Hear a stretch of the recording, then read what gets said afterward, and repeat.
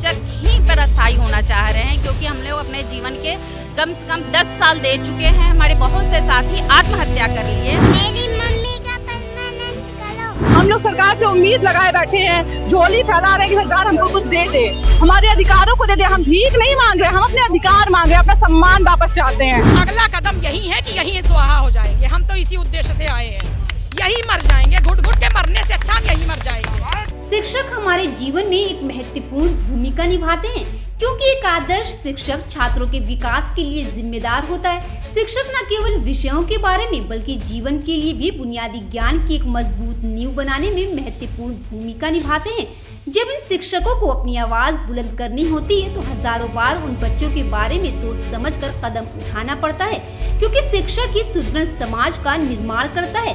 Basic शिक्षा परिषद के उच्च प्राथमिक विद्यालयों में कार्यरत 27,555 अनुदेशकों की मौलिक समस्याओं एवं महिला अनुदेशकों की मानवीय समस्याओं की लगातार उपेक्षा किए जाने के संदर्भ में निम्न बिंदुओं का जिक्र किया गया है। आपको बता दें, शिक्षकों ने प्रदर्शन के दौरान अपनी मांगों को पूरा करने के लिए मुख्यमंत्री योगी आदित्यनाथ से गुहार लगाई।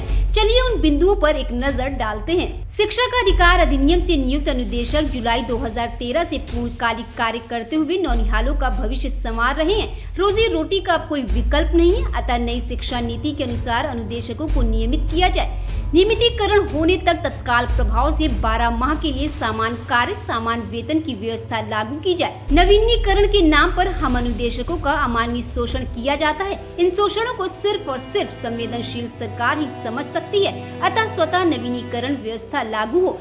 और क्या कुछ खास कहा गया, चलिए आपको उस वीडियो का रुख कराते हैं। सर, उत्तर प्रदेश के बेसिक शिक्षा विभाग में जुलाई 2013 से 27,055 अनुदेशक कार्यरत है, 555।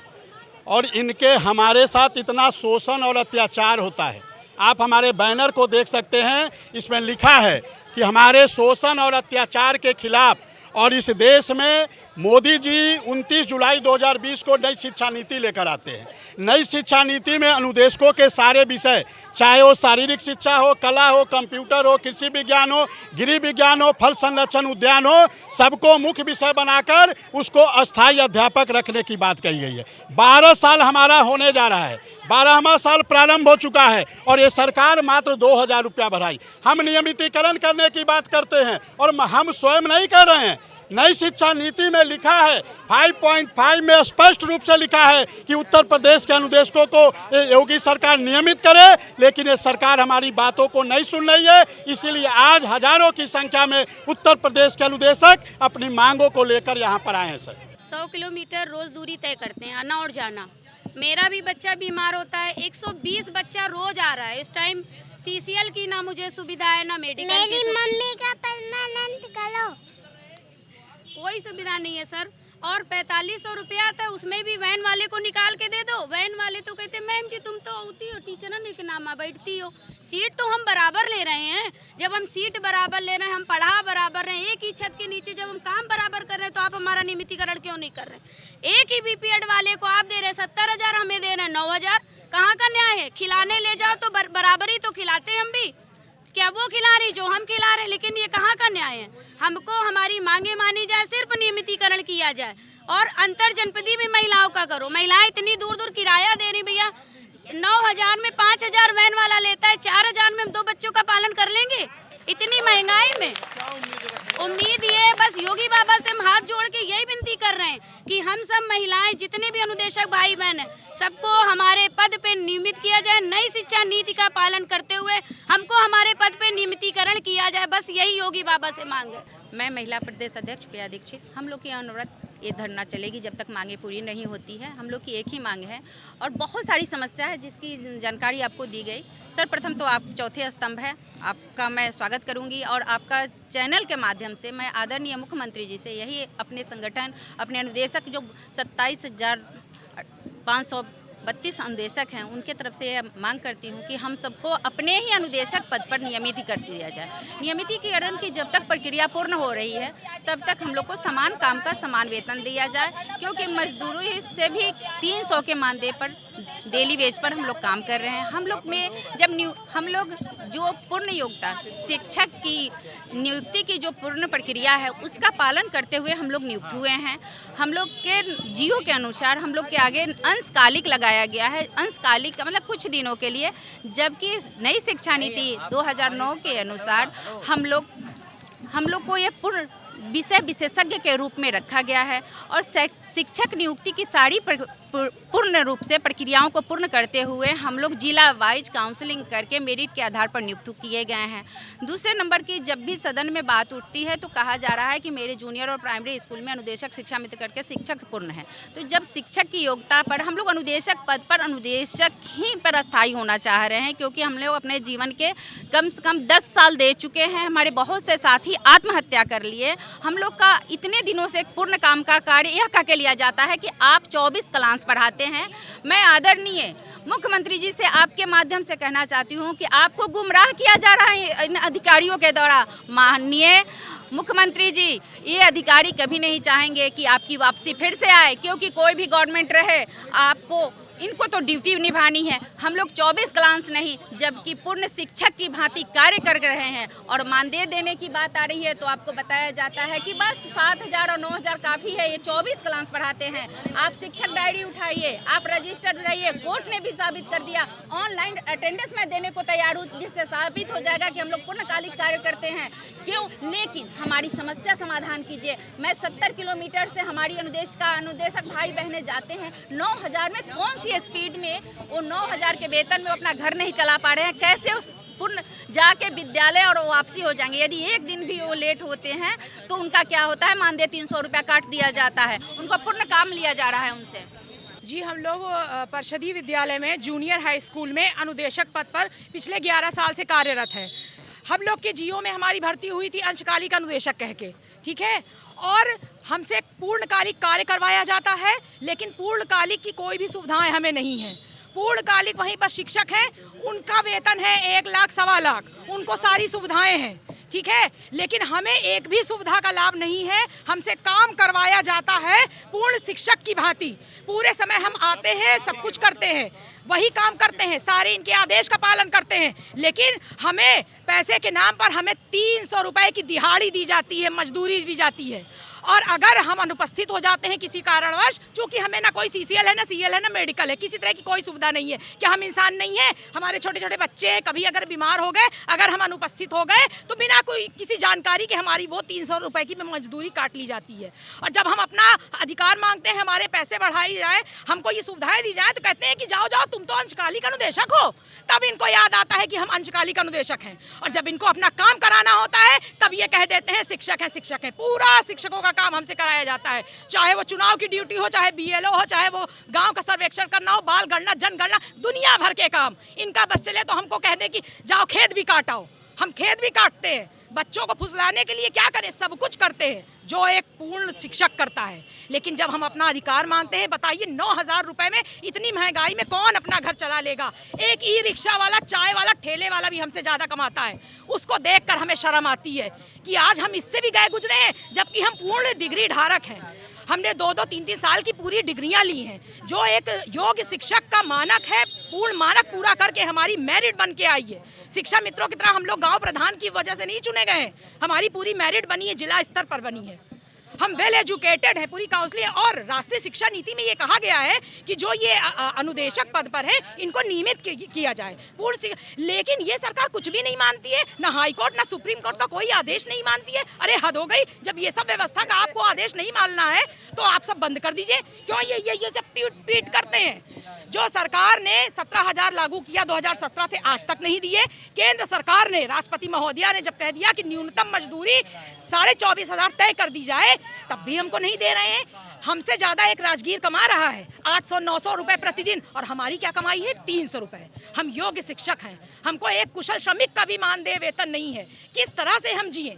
और इसके के बाद भी 11 साल से हम संघर्ष कर रहे हैं। 6 महीने से लगातार हमारा कोई ना कोई साथी परियोजना का चक्कर लगा रहे हैं, और ये सब हम लोग को मूर्ख बनाते हैं। कहते हैं जाइए, आपकी फाइल यहाँ चल रही है, वहाँ चल रही है। एक बिंदु पर भी आज तक काम नहीं इसका है।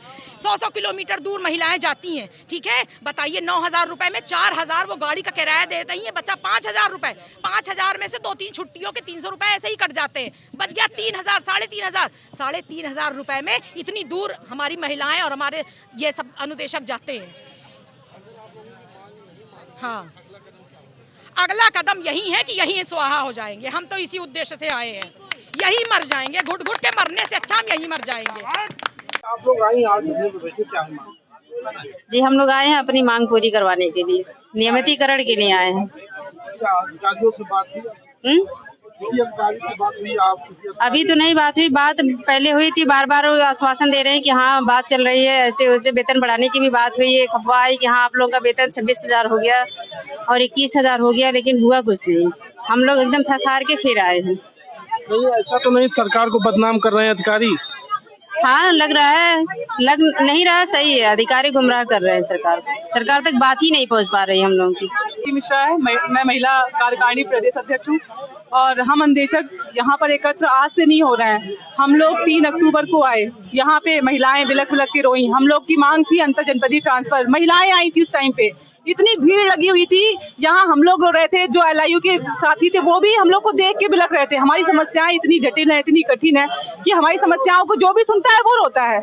अभी महिला पत्रकार भी रो रही थी हमारी समस्याओं को सुन के, क्योंकि समस्याएं आप सोचिए 7,000 से हमने शुरुआत की थी 2013 में। क्या उम्मीद थी हमारे माँ बाप को, क्या उम्मीद थी, इतना पढ़ाया लिखाया, इतनी शिक्षा दी, उनको उम्मीद थी कि हमारे बच्चे कुछ अच्छा करके दिखाएंगे। और आज हम लोग बच्चों को तो भविष्य सुधार रहे हैं, लेकिन अपने बच्चों का भविष्य कहीं ना कहीं हमारा गर्त में चला गया है। हम लोग सरकार से उम्मीद लगाए बैठे हैं, झोली फैला रहे हैं कि सरकार हमको कुछ दे दे, हमारे अधिकारों को दे दे। हम भीख नहीं मांग रहे, हम अपने अधिकार मांग रहे हैं, अपना सम्मान वापस चाहते हैं। हम शिक्षकों की बात ही पूरा दिन कार्य करते हैं, 8 बजे से 2 बजे तक हम लोग लगे रहते हैं, पूरी ईमानदारी से हर एक अनुदेशक कार्य कर रहा है। और ये आकलन कर सकते हैं, ये आकलन करा ले जाके कहीं पे भी। हम लोग ऑनलाइन हाजिरी का विरोध नहीं कर रहे हैं, लेकिन हमारी जो समस्या है, आप बताइए 9,000 रुपए वाला ये 25,000 का फोन लेके कैसे? ये तो हमारे माँ बाप की देन है, ये हमारे माँ बाप की देन है जो आज हमारे पास है। ये सरकार दे पाएगी 9,000 में? हम अपने बच्चों का 50-50 किलोमीटर महिलाएं जो 4,500 रुपए 5,000 रुपए खाली किराए में दे देती हैं। पहले हमको मात्र 2,000 रुपए किराया पड़ता था, आज वही डबल किराया हम लोग देके जाते हैं विद्यालय में। 5-5 किलोमीटर विद्यालय जंगलों में है, मेरा खुद का विद्यालय जंगल में 5 किलोमीटर। अब सोचिए मैं खेतों में, गन्ने के खेतों में जाती थी, कितने खतरे से उठा के मैं बच्चों को पढ़ाने जाती हूँ। सरकार को दिखाई नहीं देता कि महिलाओं को सुरक्षा दी जाए, खाली बातों की सुरक्षा है महिलाओं की। महिलाओं के लिए काम कुछ नहीं हो रहे हैं। अंतर जनपदी के लिए महिलाएं इतना बिलख बिलख के रो रही थी, कर दिया होता अंतर जनपदी ट्रांसफर। हाँ, क्या महिलाओं के घर नहीं है, शादी ब्याह नहीं होगा? हाँ, अगर महिला किसी जनपद की है तो क्या उसकी विवाह उसी जनपद में होगा और किसी जनपद में उसका विवाह नहीं हो सकता? ये किस सरकार ने कहा गया है भाई? आपने अगर ये सुविधा महिलाओं को दी गई है, महिलाएं गर्भवती होती है तो आपने वो भी अधिकार छीन लिया। क्या CCL की जरूरत हमको नहीं है? 10 CL में हम पूरा साल काट लेंगे। 11 महीने का मानदेय मिलता है, वो भी 9,000 रुपए, 1 माह का काट लेते हैं। अब आप ही बताइए कि हमारे यहाँ हमारा बच्चा पढ़ने जाता है, हम तो 12 महीने का पूरा भुगतान करते हैं ना। हमारे यहाँ कोई नौकर भी काम करता है ना, हम उसको भी अगर 11 महीने का काम करा रहे हैं तो 1 महीने का वेतन हम उसको बैठा के देंगे। क्या 1 महीने हम लोग क्या परलोक चले जाते हैं? कहाँ चले जाते हैं? 1 महीने क्या हमारा कोई खर्चा नहीं होता है? हम खाना छोड़ देते हैं, पीना छोड़ देते हैं, हम क्या छोड़ देते हैं बताइए? रहना छोड़ दे तो आप 9,000 भी मत समझिए। 11 सोचिए, 11 माह का सिर्फ मानदेय, वो भी 9,000 मात्र। तो अब इतनी सरकार संवेदनहीन है कि कोई भी सुविधा नहीं दे रही हमको। ऐसा तो नहीं कि अधिकारी बदनाम कर रहे हैं, सरकार को आगे तक बात नहीं पहुंचा रहे हैं? जी बिल्कुल, ये भी हो सकता है, अधिकारी गुमराह कर रहे हैं लगातार। हम लोग अभी 3 अक्टूबर को आए, उसके बाद हम लोग महिलाएं आई, उसके बाद हम लोगों ने 10,000 की भीड़ इको गार्डन में धरना किया था। और मैडम जी ने हमको, कंचन मैडम ही थी उस टाइम पे, हम लोग को आधे घंटे कम से कम 40 मिनट वार्ता चली।